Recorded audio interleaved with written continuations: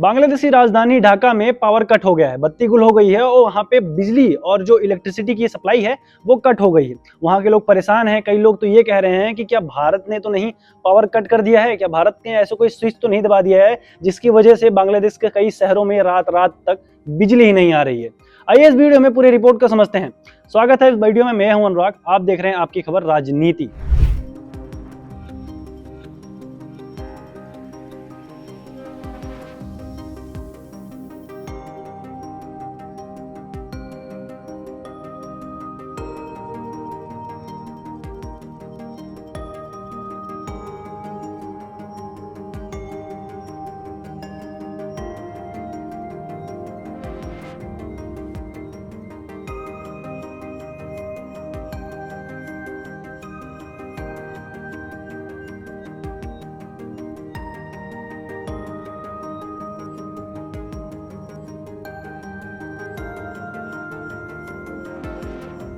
बांग्लादेश से कई खबरें सामने आ रही हैं, कई वीडियोस आ रहे हैं, कई इमेजेस आ रही हैं जहाँ के कई शहरों में घर के लोग परेशान हो गए हैं क्योंकि वहाँ पे इलेक्ट्रिसिटी कट हो रही है। बार बार लाइट नहीं आ रही है, वो भी 4-4 5-5 घंटे तक। लोग गर्मी से, अंधेरे से और कई चीज़ों की वजह से परेशान हो गए हैं। आपको पता होगा आज के आधुनिक युग में लोग इलेक्ट्रिसिटी पे कितना ज़्यादा डिपेंडेंट है। वहाँ एक शहर में ही पूरी लाइट कट जाना कितनी बड़ी बात है। पर ये जो पूरा केस है ना, ये आप थोड़ा समझेंगे तो पूरे केस को इलेक्ट्रिसिटी और पावर सप्लाई को हटा के पॉलिटिक्स बीच में आ जाता है। राजनीति के दौर पर बांग्लादेश का ये हाल हो गया है। जो बांग्लादेश में इतने सारे क्राइसिस हो रहे हैं, वहाँ पे विरोध प्रदर्शन चल रहे हैं, पॉलिटिक्स में इतना ज़्यादा उतार चढ़ाव देखने को मिल रहा है, इसलिए बांग्लादेश कई चीज़ों में मार खा रहा है। जैसे कि आपने टेक्सटाइल इंडस्ट्री देख ली, बांग्लादेश की बंद होने वाली है।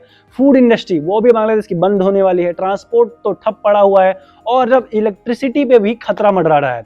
वहीं अडानी ग्रुप जो भारत का एक इलेक्ट्रिसिटी कंपनी है, वो जो बांग्लादेश को अपनी पावर एनर्जी सप्लाई करता था, उस पर गवर्नमेंट ने, इंडियन गवर्नमेंट ने सैंक्शंस लगा दिए। कहा है कि अब बांग्लादेश को आप रोजाना, और ये जो आप एक दर बना हुआ था इलेक्ट्रिसिटी सप्लाई करने का कि इतनी दर तक इलेक्ट्रिसिटी बांग्लादेश को सप्लाई की जाएगी, उसमें कटावत की गई है। कहा गया है, इसका जो मेन वजह बताई गई, जो मेन मुद्दा बताया गया है, वो कहा गया है कि बांग्लादेश जो है टाइम पे रीपे नहीं करता था, टाइम पे पेमेंट नहीं करता था। इलेक्ट्रिसिटी के इतने सारे पेमेंट बाकी हुए थे। लगभग से अगर एक डेटा देखा जाए तो एक रिपोर्ट के मुताबिक लगभग 6,000 से 7,000 करोड़ रुपए का बांग्लादेश अडानी ग्रुप में पैसे बाकी हैं बिजली को लेके। और देखा जाए बांग्लादेश कितना ज़्यादा डिपेंडेंट है एनर्जीज को लेके, फ्यूल को लेके इंडिया पे, तो उसका भी बहुत बड़ा डेटा हमें शो मिलता है कि लगभग बांग्लादेश की जो डेली खपत की यूनिट है वो लगभग 7,000 से 8,000 पावर है, मेगावाट है, और उसमें से 2 से 3,000 मेगावाट वो इंडिया सप्लाई करता है बांग्लादेश को। मतलब 30% ऑफ जो उसका पार्ट है वो इंडिया सप्लाई करता है बांग्लादेश को इलेक्ट्रिसिटी। तो इसका मतलब एक बहुत huge amount of dependency Bangladesh की इंडिया पे है। तो अगर इंडिया इस पूरे सप्लाई चेन को कट कर देता है तो बांग्लादेश इस चीज़ को लेके, बांग्लादेश की जो जनता है काफ़ी परेशान हो जाएंगी। और आने वाले बीते दिनों में गर्मियों का मौसम भी बढ़ने वाला है, तो उसकी वजह से भी अगर बांग्लादेश को बिजली की काफ़ी ज़्यादा ज़रूरत पड़ेगी तो ये भी बांग्लादेश के लोगों को काफ़ी हर्ट कर सकता है ये मूव भी। तो दोनों मूव जो है ये पॉलिटिक्स के साथ साथ पेमेंट को लेके भी आए हैं, क्योंकि अडानी ग्रुप ने साफ कह दिया है जब तक पहले की बकाई जो है पेमेंट वो नहीं आएगी तो आगे की इलेक्ट्रिसिटी नहीं दी जाएगी। क्योंकि इससे क्या होता है, कंपनी को काफ़ी लॉस होता है, उसके जो एम्प्लॉय हैं उनकी पेमेंट भी रुकती है, उनकी सैलरी रुकती है। इससे पूरे ओवरऑल कंपनी को मतलब इफेक्ट पड़ जाता है। तो इसलिए कंपनी अपने आप को पीछे कर रही है और ये कह रही है कि इसमें भारत सरकार या किसी गवर्नमेंट का कोई हाथ नहीं है। भारत सरकार की भी जो आधिकारिक वेबसाइट है उस पर भी ऐसा कोई खुलासा नहीं किया गया है कि भारत सरकार द्वारा बांग्लादेश में बिजली रोकी गई है या भारत सरकार चाहती है कि बांग्लादेश को बिजली ना जाए। ऐसा कोई आधिकारिक तौर पर कोई पोस्ट नहीं है।